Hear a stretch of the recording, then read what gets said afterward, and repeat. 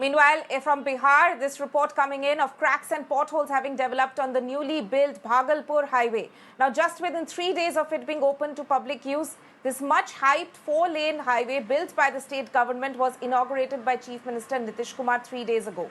A Bihar Assembly committee has said fishes were found swimming in the floodwater accumulated in pits and potholes on the highway. State Corporation has been asked to file a response in 3 days. Let me go across to my colleague Aditya for more. Aditya, what we can see is that this is a very high-profile bridge, which had been a highway rather, which had been constructed just a few days back, worth 220 crore crore rupees. Nitish Kumar himself had in fact inaugurated this flyover highway, and now what we can see is that there are pits and potholes on the highway within 3 days of its launch. Well, yes, see.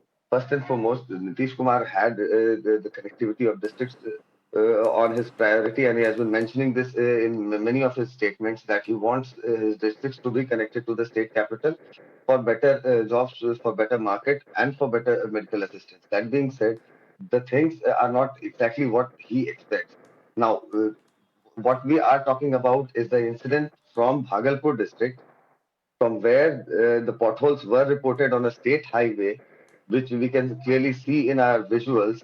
And those pothole patches, they are actually in the rural belt. But then the dream of connectivity still suffers, and the poor construction quality is apparently visible from the visuals.